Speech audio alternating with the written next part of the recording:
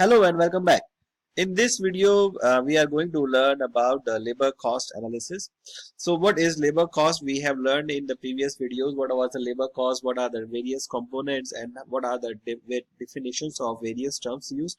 So in this video, we are going to learn how to analyze this labor cost. Now, what is the labor cost? Is it fixed, variable, or semi-variable in nature? So in most part of the labor cost is fixed because the hotel has hired a staff, and if there are only one guest or there are 10 guests or there are 100% occupancy, the staff is going to be there. And most of the hotels have supervisor, directors, managers. So irrespective of the number of guests, these are fixed positions. Many hotels, they have a tendency of having an optimized level of their fixed and variable cost, means they hire contract peoples to, if they are highly seasonable, so they hire the staff on contracts for few months only, where they know that the business is quite high. Some hotels have mix of fixed staff, contract staff, and daily casual. So let's say the hotel has a very high F&B business where, or a very high group business which is coming and going on certain period of times only, or during maybe 1 day in a month, 2 days in a month. So there is no point in hiring a staff for one full month.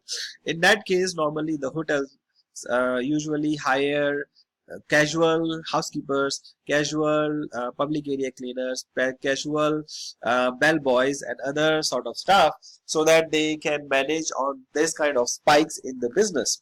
So when we are analyzing the labor cost, we need to understand the hotel by hotel.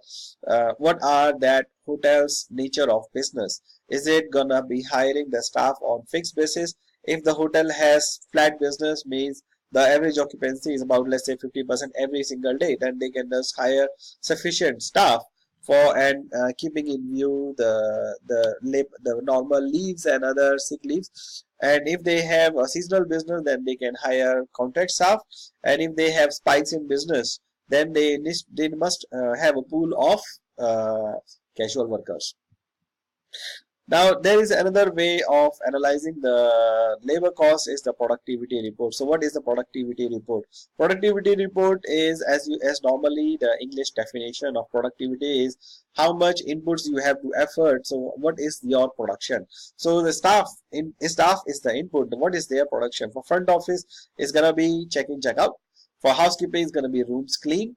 For bell boys or for the concierge department, is going to be how many guests or how many occupied rooms they are able to handle per staff.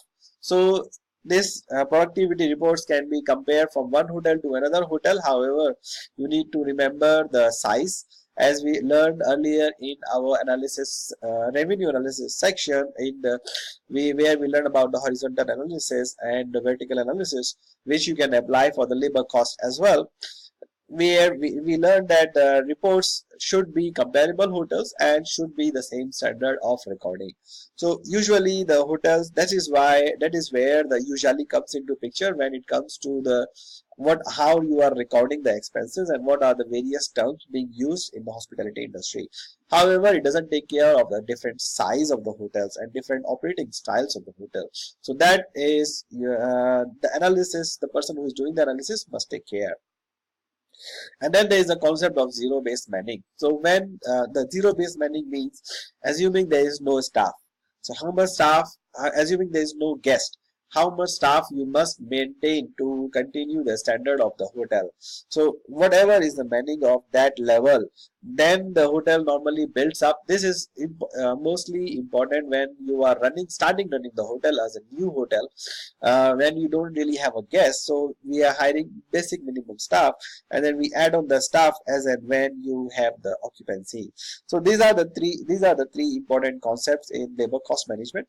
The rest of the analysis, i.e. the variance analysis, the horizontal analysis, is normally done in the same way as we have discussed in the revenue section. Thank you very much for watching.